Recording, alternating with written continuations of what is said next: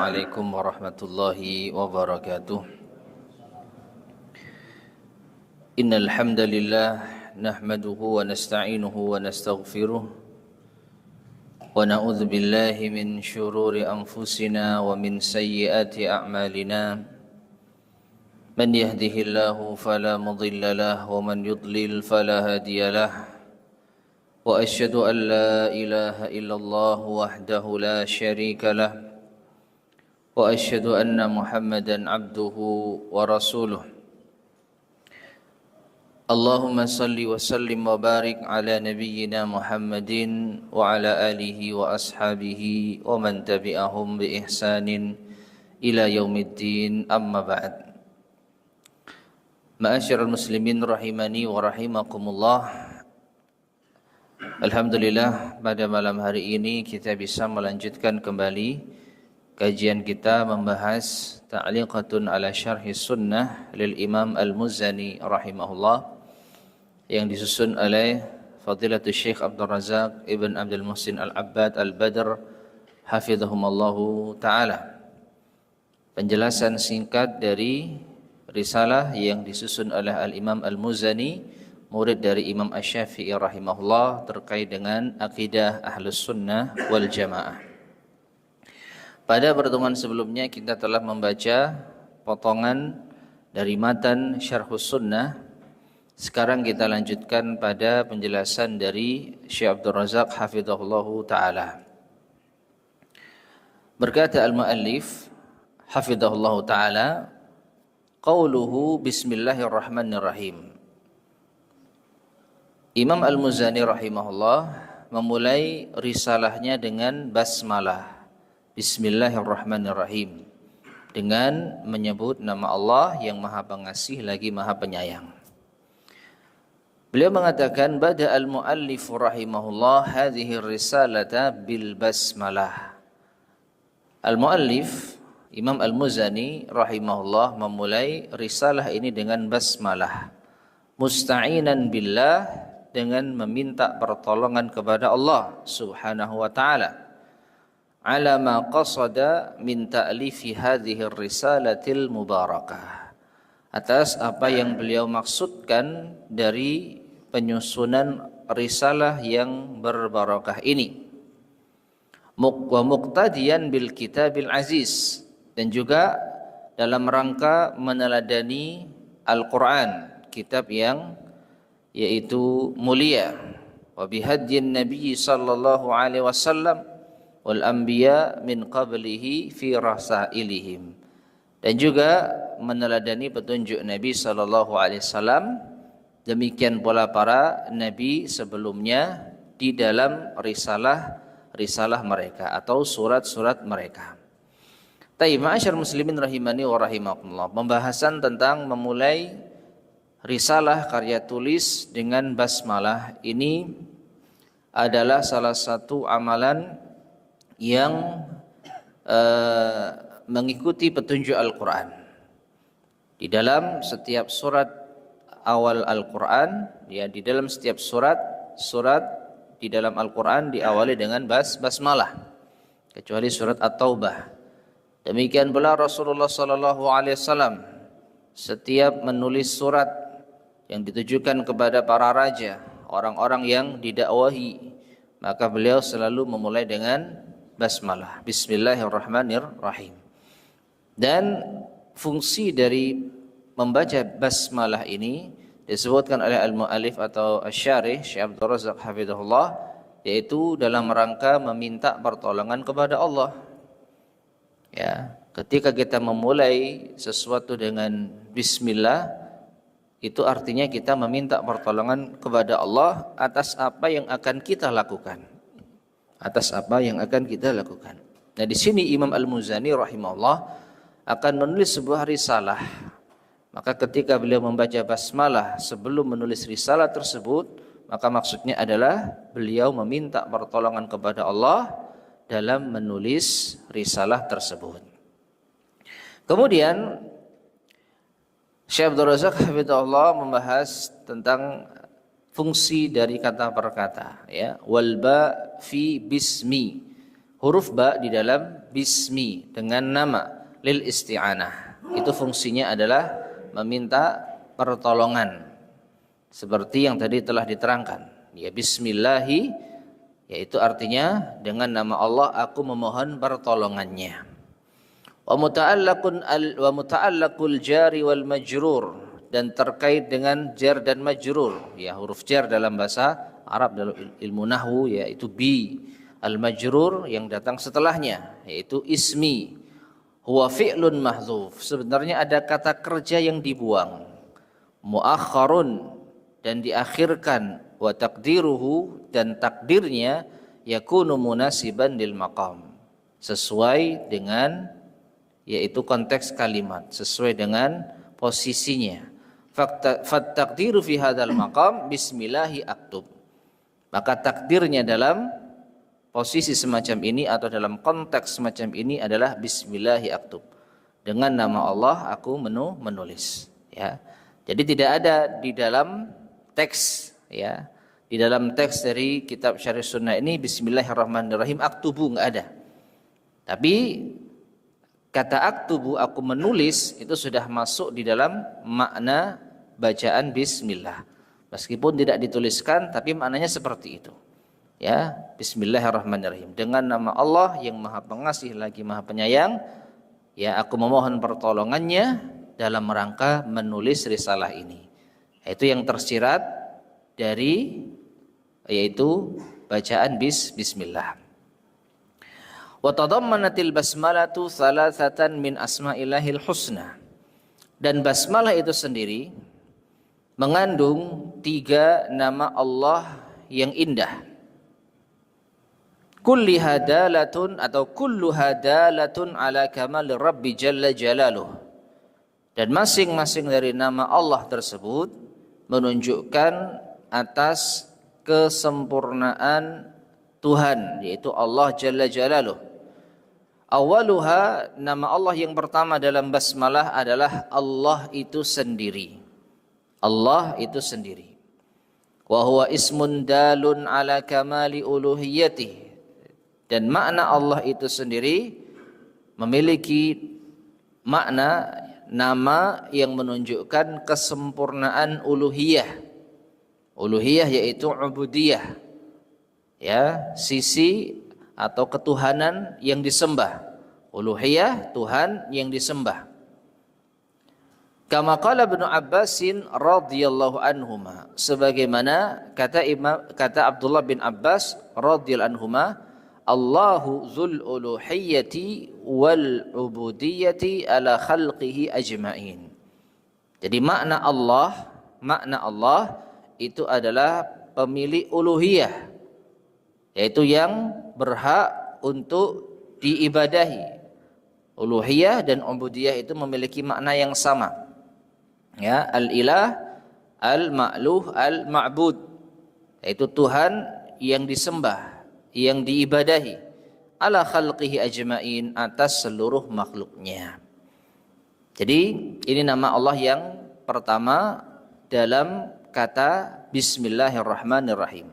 Allah memiliki makna al-ilah atau al-ma'luh. Wa qauluhu, kemudian nama Allah yang berikutnya dalam basmalah adalah Ar-Rahman Ar-Rahim. Ar-Rahman yang kedua, Ar-Rahim yang ketiga. Hadzanil isman, 2 nama ini, dalani ala subuti sifatir rahmah lillahi subhanahu wa ta'ala. 2 nama Allah ini, Ar-Rahman Ar-Rahim, menunjukkan atas sifat rahmah bagi Allah. Sifat rahmah bagi Allah, kasih sayang bagi Allah subhanahu wa ta'ala. Perhatikan, Ar-Rahman dan Ar-Rahim itu memiliki kandungan makna sifat yang sama. Sama-sama memiliki kandungan makna sifat rahmah. Ya, makanya di dalam menerjemahkan biasanya disebutkan persamaan kata. Bismillahirrahmanirrahim, dengan nama Allah yang Maha Pengasih lagi Maha Penyayang. Pengasih dan penyayang ini sebenarnya adalah sinonim, 2 hal yang sama. Ya, Kalau mau kita maknai dengan satu sifat rahmat misalkan, dengan nama Allah yang memiliki rahmat dan rahmat, yang merahmati dan menyayangi, ya terserah. Rahmat artinya kasih sayang artinya rahmat, belas kasih dan semakna dengannya. Hanya saja ada perbedaan. Nah, di sini disebutkan oleh Syekh Abdul Razak hafizahullah, fa amar rahman, adapun nama ar-rahman fahuwa dalun ala qiyamiha bihi jalla jalaluh, maka itu menunjukkan atas sifat Allah yang dengannya Allah memiliki sifat tersebut. Ya, jadi dari sisi Allahnya, Allah itu memiliki sifat rahmat, sifat kasih sayang. Allah merahmati hambanya. Itu yang dominan dari makna nama Ar-Rahman. Ya. Wa amar rahim, adapun ar-rahim fahuwa dalun ala ta'alluqiha bil marhumin, maka ini menunjukkan keterkaitannya dengan makhluk-makhluk yang dirahmati Allah, makhluk-makhluk yang dirahmati Allah subhanahu wa ta'ala. Ya, kama qala azza wa jalla, sebagaimana Allah azza wa jalla berfirman, wa kana bil mu'minina rahima, dan Allah itu terhadap orang-orang yang beriman rahim. Bukan apa? Rahmanan. Ya. Jadi sekali lagi, rahim itu biasanya yang ditonjolkan di sini adalah makhluk-makhluk Allah yang dirahmati. Meskipun sekali lagi secara makna tidak ada beda. Rahman dan Rahim sama-sama menunjukkan kasih sayang. Ya. Makanya paling mudah ya kita artikan seperti yang sering kita dengar terjemahannya, dengan nama Allah yang Maha Pengasih lagi Maha Penyayang. Jadi Allah memiliki sifat pengasih dan Allah menyayangi hamba-hambanya. Taib. Qauluhu, kemudian ucapan Imam Al-Muzani, asamanallahu wa iyyakum bittaqwa. Semoga Allah menjaga kita dan kalian, atau semoga Allah menjaga kami dan kalian dengan takwa. Istahallal musannif rahimahullah risalatahu bihadhihi da'watil mubarakah. Al-musannif Imam Al-Muzani rahimahullah memulai risalah ini setelah basmalah tadi dengan doa yang diberkahi ini. Ya, asamanallahu wa iyyakum bittaqwa. Semoga Allah menjaga kami dan kalian dengan takwa. Ini doanya al-muallif rahimahullahu ta'ala. Wal ismah, dan al-ismah hiyal wiqayatu wassalamatu minasyururi wal afat wal ahwa wad dalalat. Ya, al-ismah yang tadi kita artikan semoga Allah menjaga kami. Menjaga kami. Ya, maka makna dari al-ismah itu adalah penjagaan dan keselamatan dari keburukan, penyakit, hawa nafsu dan kesesatan. Maknanya semoga Allah menjaga kita dari segala keburukan. Ini doanya dari Imam Al-Muzani kepada para pembaca risalah beliau. Semoga Allah menjaga kami dan kalian dari segala macam keburukan, yaitu dengan apa? Ketakwaan. Dan keburukan mencakup keburukan penyakit atau hawa nafsu atau kesesatan dan yang lainnya. Wa hiya la tunalu illa bittaqwa, dan penjagaan Allah ini tidaklah bisa diraih kecuali dengan takwa. Ya. Asamanallahu wa iyyakum bittaqwa. Semoga Allah menjaga kami dan kalian dengan takwa. Ya, maka penjagaan Allah tidak mungkin bisa diraih kecuali dengan takwa. Wa hadzul insani minha bihasabi taqwahu. Dan apa yang didapat manusia dari penjagaan Allah itu sesuai dengan kadar ketakwaannya. Semakin bertakwa, semakin dijaga oleh Allah Subhanahu wa taala. Fa kullama zadat taqwah kana nasibuhu minal ismati was salamati akbara wa awfara. Maka setiap bertambah ketakwaannya, maka bagiannya, perolehannya di dalam penjagaan dan keselamatan itu semakin besar dan semakin banyak. Ya, semakin tinggi tingkat ketakwaan seorang hamba, semakin besar pula bagian penjagaan yang akan didapatkan. Lidha, oleh karenanya, kana min du'ain Nabi sallallahu alaihi wasallam, di antara doa Nabi sallallahu alaihi wasallam, Allahumma aslih li dini alladhi huwa ismatu amri. Ya Allah, perbaikilah bagiku urusan agamaku, alladhi huwa ismatu amri. Perhatikan di sini Nabi SAW menyebutkan agama itu adalah ismatu amri, yang menjaga urusan-urusanku. Ya, jadi berdoa atau meminta kepada Allah penjagaan seperti yang dilakukan oleh Al-Imam Al-Muzani rahimahullah, ini diambil dari apa? Doa Nabi SAW.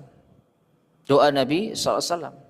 Beliau meminta kepada Allah perbaikan agama, karena agama adalah ismah, penjagaan amri dalam urusanku.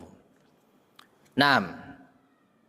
Wa taqwa, dan takwa itu sendiri ma'khudatun minal wiqayah, diambil dari kata al-wiqayah, waqa yaqi wiqayah, yang bermakna penjagaan pula.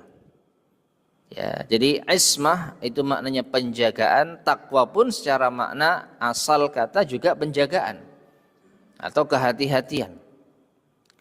Wa min ahsani ma qila fi ta'rifiha, dan di antara definisi yang terbaik yang pernah disampaikan atau yang pernah diucapkan oleh para ulama adalah qaul Talq ibn Habib rahimahullah, ucapan seorang salaf Talq bin Habib rahimahullah, hina qila lahu, ketika beliau ditanya siflanat taqwa, ya, sifatkan kepada kami apa itu takwa, maksudnya jelaskan pengertian takwa. Faqal, maka Talq bin Habib rahimahullah mengatakan, at-taqwa amalun bi ta'atillah raja'a rahmatillah ala nurin minallah. Takwa adalah mengamalkan ketaatan kepada Allah, mengharap rahmat Allah di atas cahaya dari Allah. Ya, dalam sebagian versi al-amalu bi ta'atillah ala nurin minallah raja'a thawabillah. Di sini Syekh Abdul Razak membawakan definisi takwa dari Talq bin Habib dengan lafaz raja'a rahmatillah. Ya, yang paling sering kita dengar al-amalu bi ta'atillah, mengamalkan ketaatan kepada Allah, ala nurin minallah, di atas cahaya Allah, raja'a thawabillah, mengharap pahala Allah. Wa taqwa, demikian pula takwa, tarku maksiatillah, meninggalkan maksiat kepada Allah, makhafata iqabillah, karena takut akan siksa Allah, ala nurin minallah, di atas cahaya dari Allah. Jadi takwa ini ya terdiri dari apa? Mengamalkan ketaatan dan meninggalkan kemaksiatan. Ya, menjalankan ketaatan kepada Allah dan meninggalkan kemaksiatan kepada Allah. Ini definisi takwa yang paling ringkas yang pernah kita dapatkan. Namun sebenarnya masih kurang. Karena apa? Mengamalkan ketaatan kepada Allah harus didasari oleh harapan pahala dari Allah. Mengharap pahala Allah, mengharap rahmat Allah. Demikian pula meninggalkan maksiat. Meninggalkan maksiat termasuk ketakwaan kalau kita meninggalkannya karena takut siksa Allah. Dan yang tidak kalah pentingnya dalam menjalankan ketaatan dan meninggalkan kemaksiatan di atas dalil. Di atas dalil, ala nurin minallah. Makanya Syekh Abdul Razak mengatakan ini definisi takwa yang paling baik. Menjalankan ketaatan kepada Allah di atas cahaya Allah karena mengharap rahmat Allah. Meninggalkan maksiat kepada Allah di atas cahaya dari Allah karena takut siksa Allah. Naam. Fataqwallah. Kemudian waqad asna ala hadha ta'rifi jama'atun minal ulama. Dan sungguh telah memuji definisi ini sebagian dari para ulama. Minhum diantaranya Ibnul Qayyim waz-Zahabi rahimahumallahu ta'ala. Jadi disebutkan oleh Syekh Abdul Razak bahwa Imam Ibnul Qayyim dan juga Imam Az-Zahabi rahimahumallah telah memuji definisi takwa dari Talq bin Habib ini. Fataqwallahi azza wa jal, maka takwa kepada Allah hiya fi'lul ma'mur wa tarkul mahdzur. Ya, singkatnya adalah mengerjakan perintah, menjauhi larangan. Ya, ini mendasar nih. Takwa itu singkatnya menjalankan perintah dan menjauhi larangan. Namun ada apa? Syarat dan ketentuan. Ya, makanya tadi kita tidak mengatakan salah takwa itu mengerjakan perintah, menjauhi larangan, tapi kurang. Bukan salah tapi kurang lengkap, gitu ya. Maka dasarnya memang yang namanya takwa itu harus mengerjakan perintah Allah, menjauhi larangan Allah. Namun wahadal fi'lu wat tark, mengerjakan perintah dan meninggalkan larangan, la budda an yakuna an nurin wa ilmin, maka harus didasari cahaya dan ilmu. Harus didasari cahaya dan ilmu, harus ada dalilnya. Orang menjalankan perintah Allah tapi tidak berdasarkan dalil misalkan. Ya, orang menjauhi larangan dari Allah bukan karena dalil misalkan. Maka ini bukan takwa. Ini bukan apa? Takwa. Ya. Mengapa harus di atas cahaya dan ilmu? Liya'rifal 'abdu ma yattaqi. Karena agar hamba itu tahu apa yang ia takwakan, apa yang ia bertakwa dengannya. Ya, kama qala ta'ala, sebagaimana Allah berfirman, wa kadzalika auhayna ilaika ruham min amrina ma kunta tadri mal kitab walal iman walakin ja'alnahu nuran nahdi bihi man nasha'u min ibadina. Dan demikianlah kami wahyukan kepadamu wahai Muhammad ruh dari perintah kami atau dari urusan kami. Engkau tidak tahu apa itu Alkitab dan apa itu Al-Iman. Akan tetapi kami jadikan itu cahaya yang dengannya kami berikan petunjuk siapa yang kami kehendaki dari hamba-hamba kami. Rasulullah sallallahu alaihi wasallam, sesaleh apapun beliau, sebaik apapun beliau, beliau tidak tahu bagaimana cara bertakwa kepada Allah Subhanahu wa taala sebelum mendapatkan wahyu. Sebelum mendapatkan wahyu. Ya. Sampai-sampai Allah mengatakan, alam yajidka yatiman fa'awa wa wajadaka dhallan fahada. Bukankah Tuhanmu menemukanmu, menjumpaimu dalam keadaan miskin, lalu Allah mencukupkanmu? Bukankah Allah menjumpaimu dalam keadaan dhallan? Apa dhal? Sesat. Fahada, lalu Allah berikan petunjuk. Ya, jadi Nabi SAW sebelum mendapatkan wahyu tidak tahu apa itu iman, apa itu amal. Meskipun secara fitrah beliau condong kepada tauhid. Karena apa? Ketika umatnya melakukan praktek kesyirikan, bahkan hingga sampai pada tingkatan yang melampaui batas, maka beliau sama sekali tidak apa? Tidak ikut-ikutan, bahkan beliau menjauh. Beliau menjauh dari mereka, mengasingkan diri. Bahkan di setiap bulan Ramadan beliau melakukan uzlah, menepi, jauh dari kerumunan, jauh dari masyarakat. Beliau naik ke Jabal Rahmat atau Jabal Nur, ya, bukan Jabal Rahmat, ya, Jabal Nur, ya.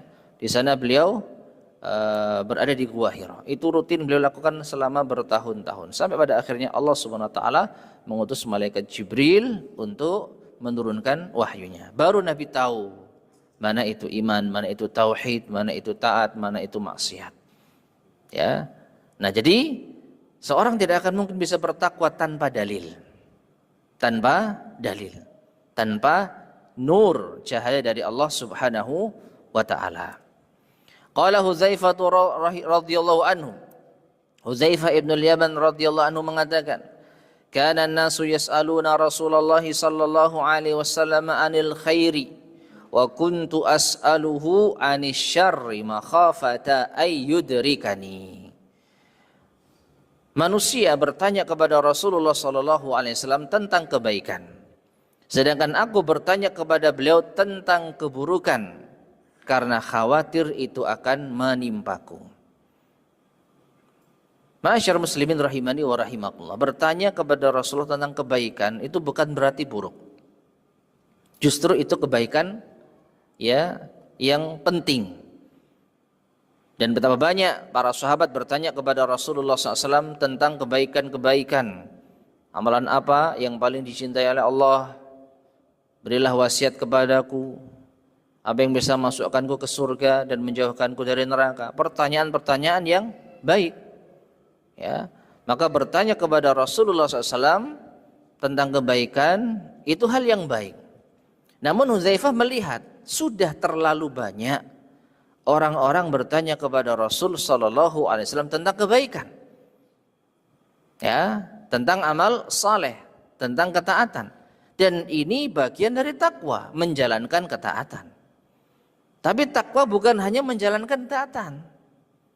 Takwa juga harus meninggalkan kemaksiatan. Nah, nggak ada yang tanya tentang dosa, tentang maksiat.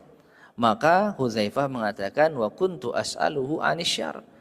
Aku tanya kepada Nabi SAW tentang keburukan, bukan untuk dilakukan, tetapi sebagai tindakan, yaitu preventif, makhafata an yudrikani, agar tidak yaitu menimpaku. Ya, maka ini menunjukkan meninggalkan dosa dengan dalil, ya, dengan petunjuk cahaya dari Allah, itu termasuk apa? Takwa. Jadi Hudzaifah tanya hal-hal yang diharamkan, hal-hal yang mengandung maksiat dan dosa. Untuk apa? Untuk dihindari. Wa qala Bakar ibn Khunais rahimahullah, Bakar bin Khunais rahimahullah mengatakan, kaifa yakunu muttaqiyan man la yadri ma yattaqi. Bagaimana mungkin orang itu dikatakan bertakwa jika ia tidak tahu ia menghindar dari apa? Ya, apa yang ingin kau hindari? Ya, jadi di antara makna takwa tadi sudah kita sampaikan adalah al-wiqayah, penjagaan. Juga bisa bermakna menjaga diri. Menjaga diri, ya, agar tidak terjerumus atau agar tidak tertimpa sesuatu. Ya, ini. Nah, untuk apa kita bertakwa?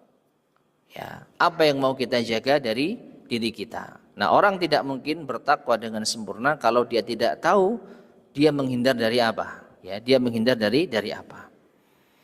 Walihada najidu ahlal ilmi. Oleh karenanya kami menjumpai para ulama sannafu kutuban fi bayani syirk.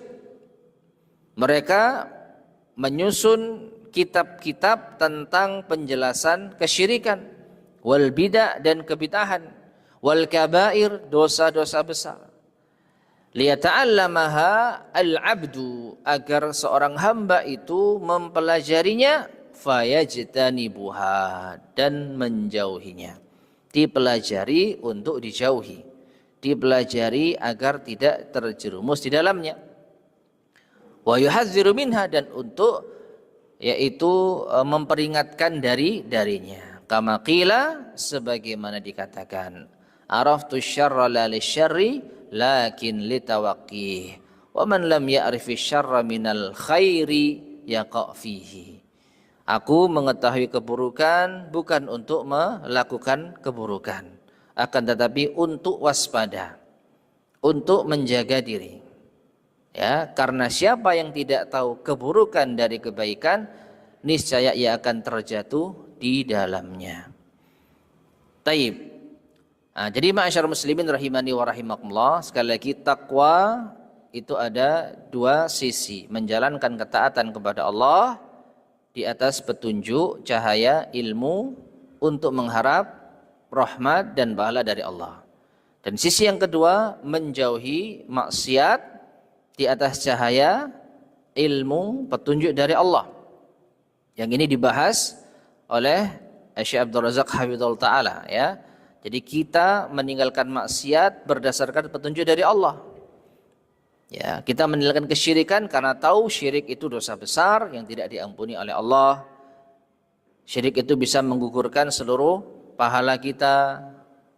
Ya, syirik itu dosa yang tidak akan diampuni oleh Allah Subhanahu wa taala, menjadikan penyebab kekal di neraka. Itu kita tahu dalil-dalilnya. Untuk apa? Untuk kita menjaga diri darinya.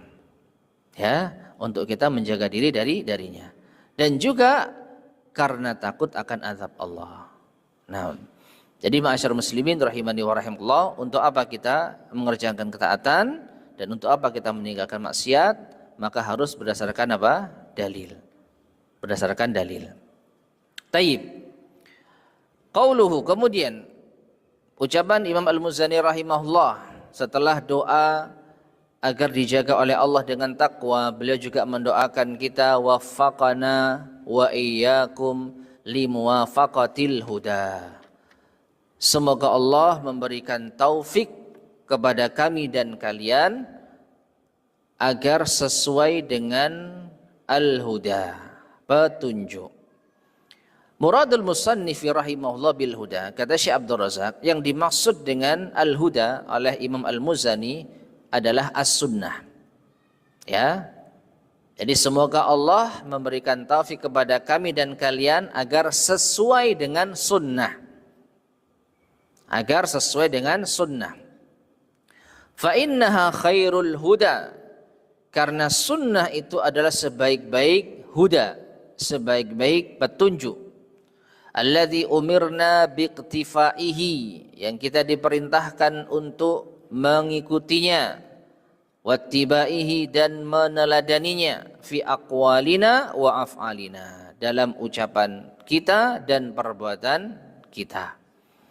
Wa kana Rasulullah sallallahu alaihi wasallam, dan Rasulullah sallallahu alaihi wasallam yubayyinu dzalik, menjelaskan akan hal ini, fi kulli jum'atin, pada setiap Jumat, idza khataban nas, ketika berkhutbah di hadapan manusia.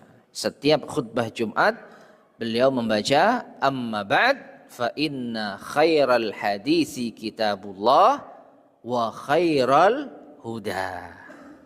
Ya.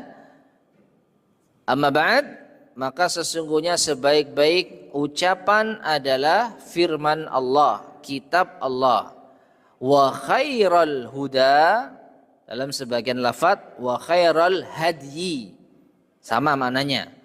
Al-huda dan al-hadyu sama maknanya.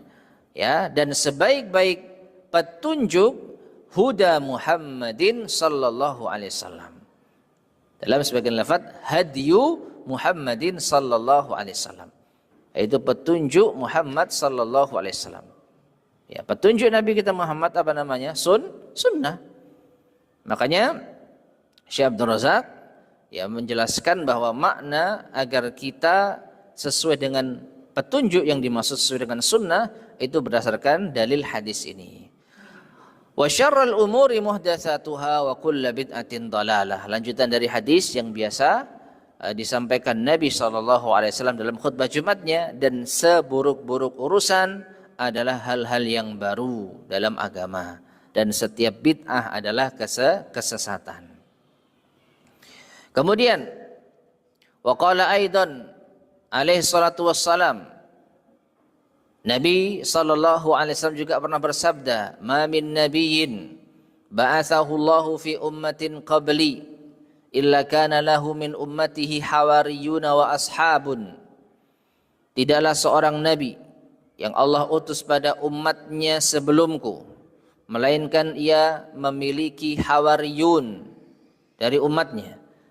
Ya, setiap nabi pasti memiliki umat yang menjadi hawariyun, ya, pendukung, wa ashabun, dan para sahabat.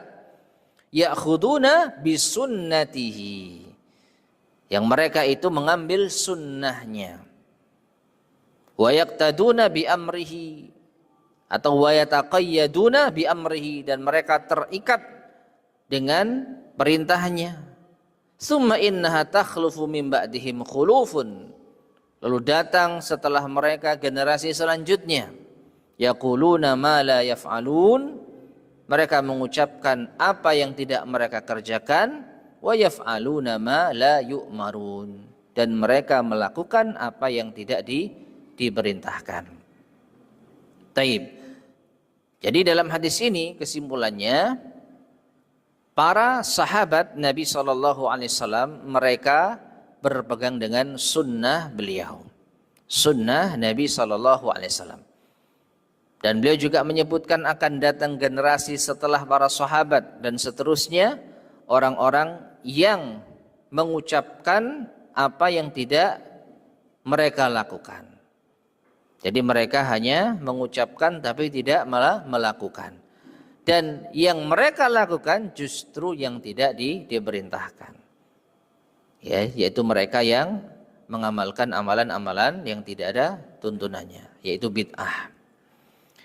Wa inna ma yahsulul ittiba'u li hadyi nabiyyinal karimi, dan ittiba mengikuti petunjuk Nabi yang mulia sallallahu alaihi wasallam, wa sunnatihi, dan sunnah beliau, bimuwafaqatihi, maka harus sesuai fil i'tiqad, dalam keyakinan akidah, wa fil amali, dan juga dalam amalan, ma'an, bersamaan. Maknanya mengikuti petunjuk Nabi, mengikuti sunnah Nabi sallallahu alaihi wasallam itu dalam masalah akidah dan dalam masalah amal. Ya, dalam masalah akidah, keyakinan, dan dalam masalah amal. Sesuai dengan sunnah dalam masalah akidah dan juga sesuai dengan sunnah dalam masalah amal. Faman kana ala sunnati fi babil amal, maka siapa yang sesuai dengan sunnah di dalam amalan, walakinnahu mukhalifin lisunnati fil aqidah, tetapi ia menyelisihi sunnah di dalam masalah akidah, lam yakun muttabi'an li sunnatin nabi sallallahu alaihi wasallam haqqal ittiba, maka dia tidak dianggap muttabi'an, mengikuti sunnah Nabi sallallahu alaihi wasallam dengan sebenar-benarnya. Jadi belum bisa dikatakan dia mengikuti petunjuk Nabi sallallahu alaihi wasallam. Sebaliknya, awalam yakun muwafiqan li hadyihi tamamal muwafaqah, dan dia juga tidak sesuai dengan hadyi Nabi, petunjuk Nabi dengan sempurna, hatta yantahija sunnata fil i'tiqadi wal amal, hingga ia yaitu mengambil sunnah, hingga ia menjalankan sunnah dalam akidah dan amal. Jadi sunnah Nabi SAW ya itu bukan hanya dalam amal saja, tapi juga apa? Akidah. Oleh karenanya banyak para ulama terdahulu menulis kitab-kitab akidah dengan sunnah, termasuk kitab ini Syarhus Sunnah. Ya, Imam Al-Muzani menulis risalah Syarhus Sunnah, penjelasan tentang sunnah. Apa yang dimaksud? Akidah. Ya, akidah, yaitu akidah Ahlussunnah wal Jamaah. Maka pembahasan tentang sunnah bukan hanya dari segi amaliyah, dalam segi ibadah, tapi juga harus dalam segi akidah. Kama qala ta'ala, sebagaimana Allah Ta'ala berfirman, ya ayyuhalladzina amanu la tuqaddimu baina yadayillahi wa rasulih. Wahai orang-orang yang beriman, janganlah kalian mendahului Allah dan Rasulnya. Ma'asyar muslimin rahimani wa rahimakumullah. Kalau kita perhatikan ayat yang mulia ini, sepertinya tidak ada kaitan dengan pembahasan kita. Pembahasan kita adalah mengikuti petunjuk Nabi SAW atau mengikuti sunnah. Ya, doa dari Imam Al-Muzani, semoga Allah memberikan taufik kepada kami dan kalian agar sesuai dengan sunnah. Nah, sedangkan ayat Al-Quran di sini maknanya adalah, poin utamanya adalah memerintahkan kepada kita jangan mendahului Allah dan Rasulnya. Ya. Namun di sini Imam Ibnul Qayyim rahimahullah menjelaskan ada hubungannya antara pembahasan kita dengan ayat yang mulia ini. Qala Ibnul Qayyim rahimahullah fi bayani ma'nal ayatil mutaqaddimah.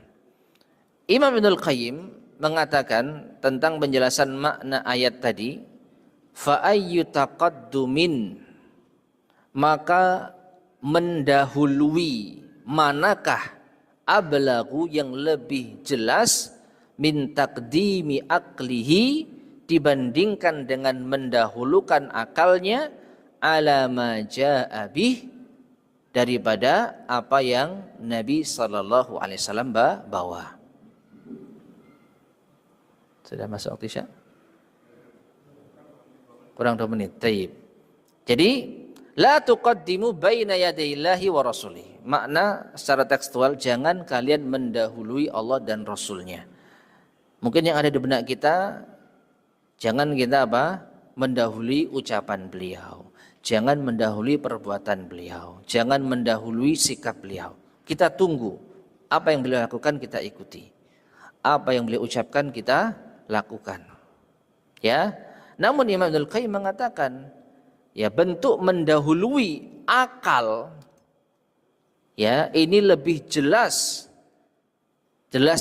mendahului Allah dan Rasulnya dibandingkan dengan mendahulukan apa yang beliau bawa. Maksudnya kita mendahulukan akal kita dalam bab akidah ini sama dengan kita mendahului Allah dan Rasulnya. Ya, apa yang ada di akal kita dalam masalah akidah lalu kita yakini sebelum Allah dan Rasulnya menjelaskan sesuatu, maka ini termasuk mendahului Allah dan Rasulnya. Jadi bukannya sekedar mendahului ucapan, bukannya sekedar mendahului perbuatan, tapi mendahului akidah. Jangan kita mendahului akidah, ya, Allah dan Rasulnya.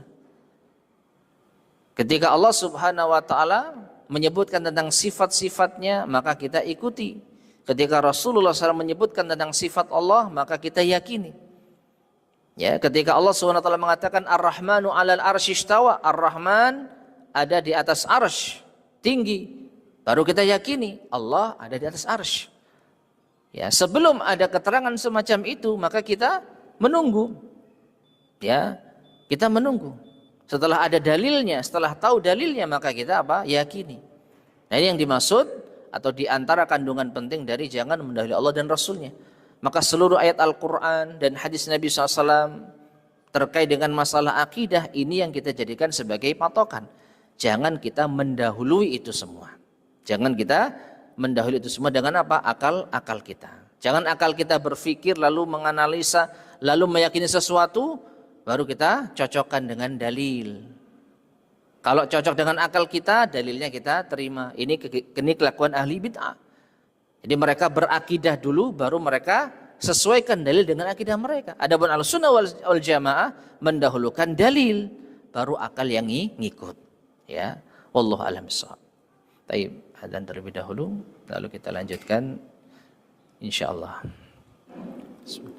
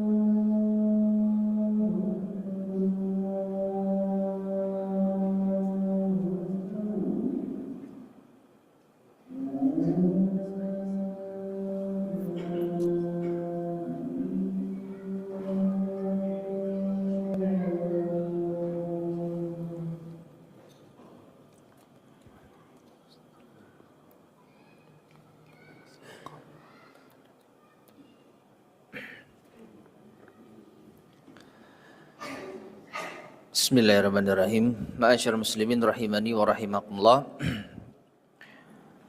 Kemudian Imam Ibnul Qayyim mengatakan, qala ghairu wahidin minas salaf fi bayani ma'nal ayah.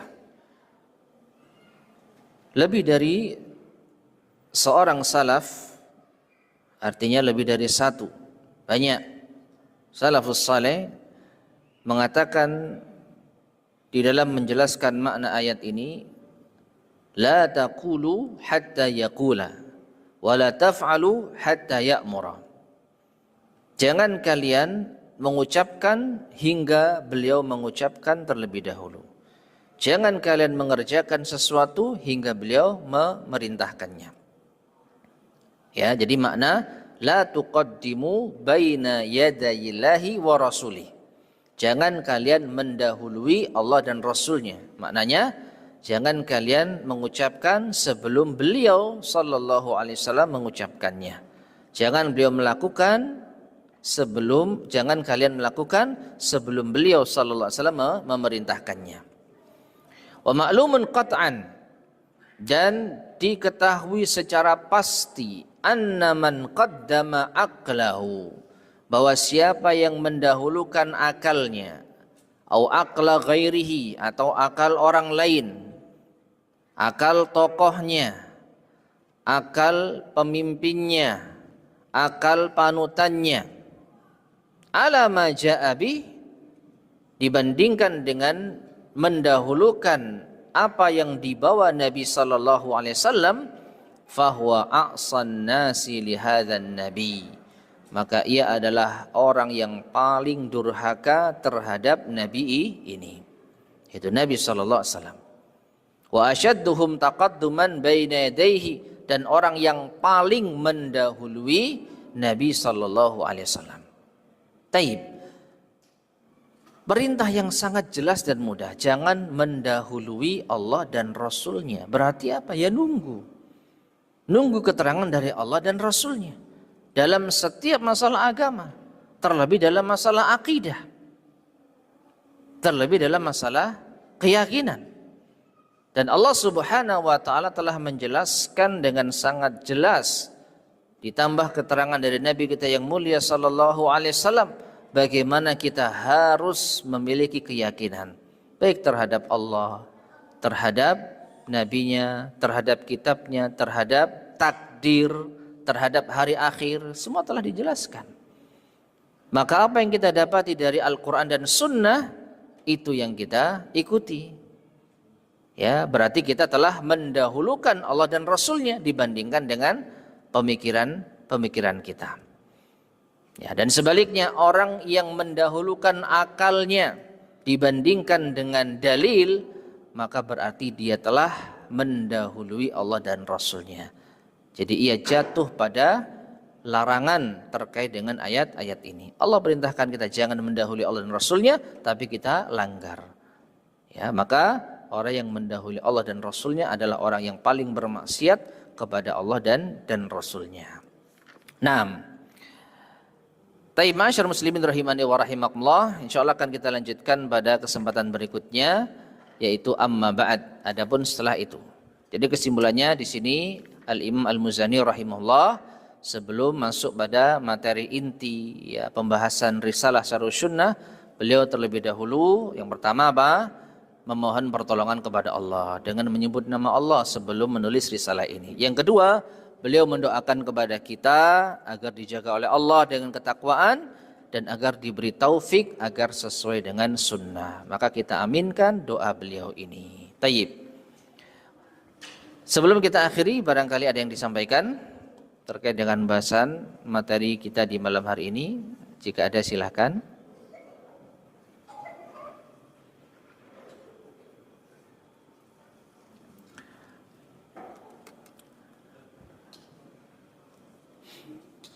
Baik, jika tidak ada, kita ajukan. Ada?